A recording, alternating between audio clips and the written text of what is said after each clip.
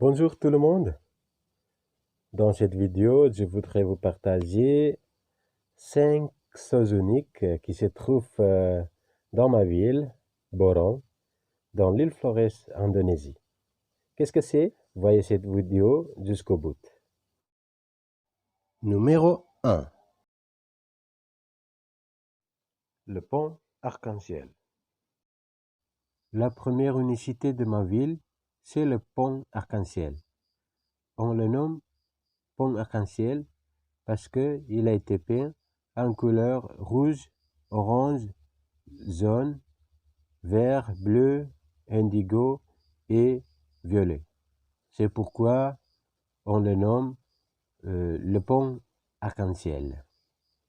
Et ça deviendra le symbole de notre fierté.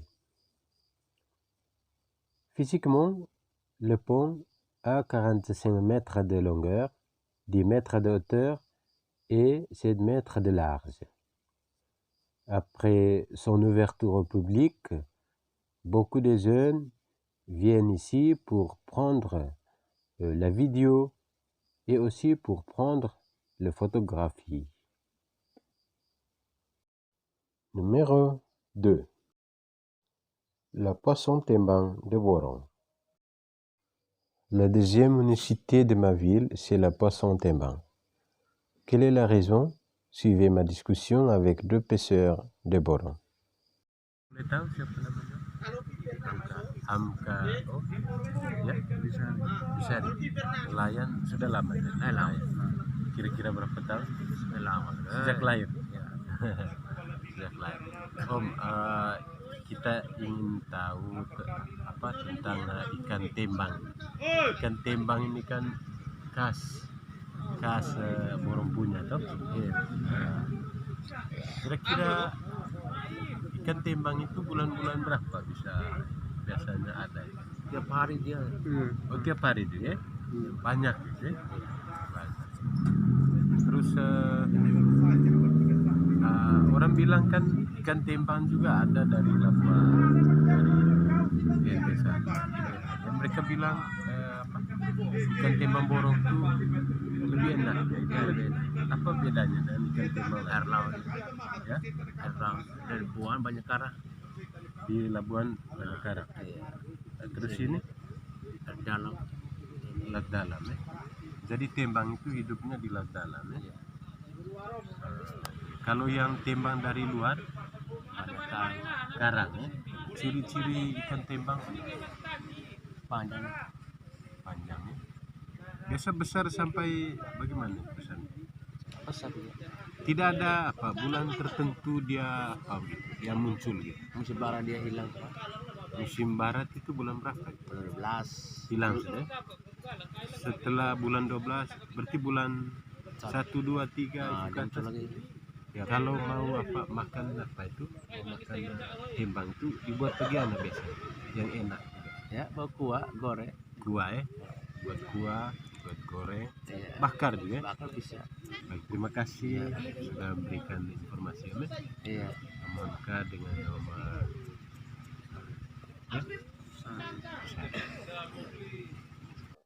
Numéro 3. Le Hong, le centre de gouvernement.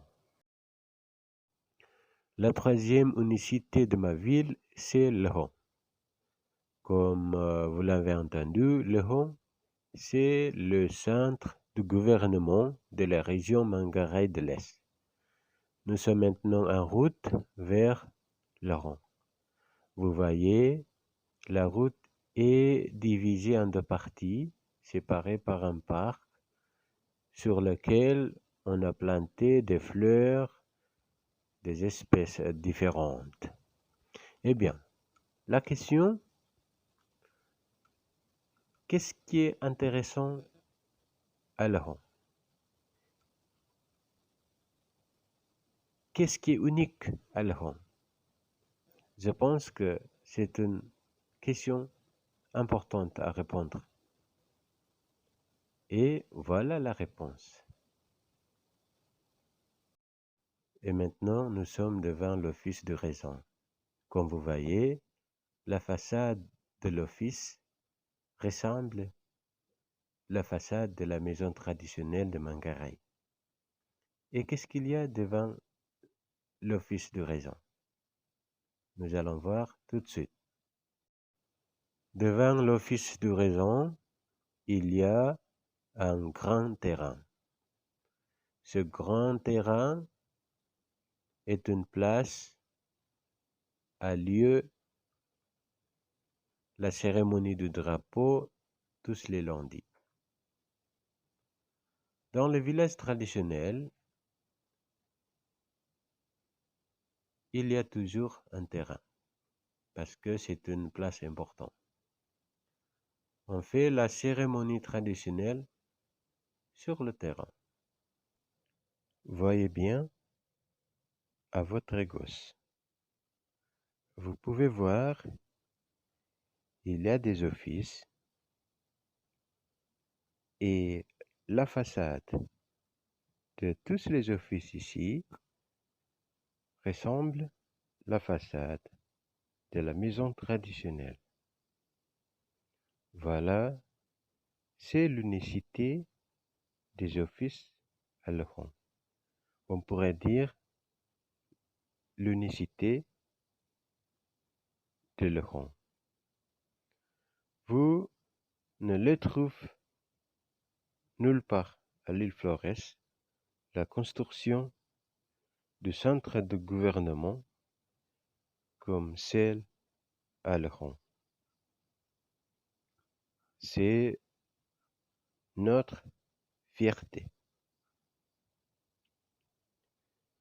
Dans le village traditionnel, les offices ici est comme les maisons des tribus dans un village traditionnel. La construction des offices ici entoure le terrain qui est au milieu du village traditionnel.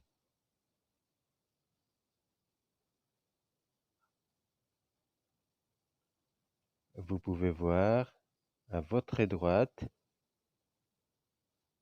il y a des offices de l'éducation et après, il y a de l'office de l'agriculture et il y a aussi de l'office de service de travaux publics. Par exemple, il bâtit un pont, de la route, etc. Et le dernier office, on va voir,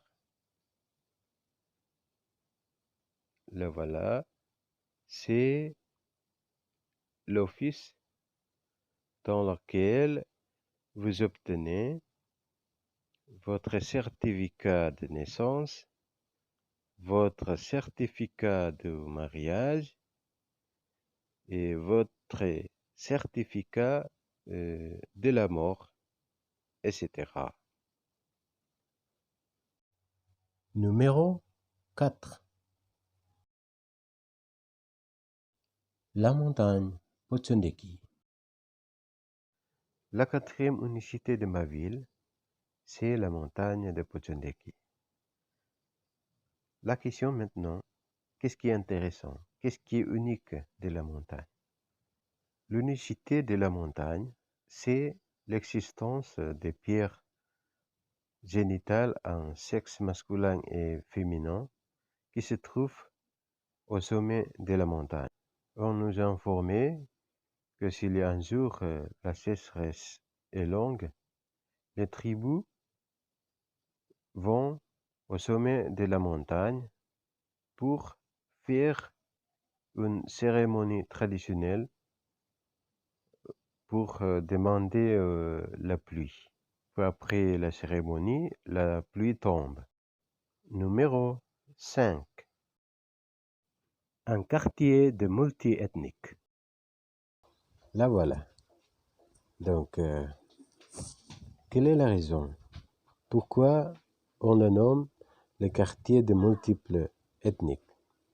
C'est parce que il y a à peu près 3 ethniques qui habitent le quartier. Le premier, c'est les Bouguinès. Le deuxième, c'est les Indés. Le troisième, c'est le Béjawa. Ces 3 ethniques habitent ensemble depuis il y avait longtemps. Le plus intéressant, il n'y avait pas de conflit jusqu'à maintenant. Ils vivent dans la paix. Quoique les 3 n'ont pas de la même région. Vous avez les Bouguinès sont musulmans. Les Indés aussi, ils sont musulmans. Alors que les Bazavanais, ils sont catholiques. Mais de plus en plus, il y a ce qu'on appelle un cross-mariage entre eux. Les Bazavanais se marient avec les Indés et vice-versa. Et aussi les Bouguinès se marient avec, par exemple, les Bazavanais. Et alors maintenant, ils sont des amis, ils sont des familles. Alors, on ne peut plus faire différencier entre eux.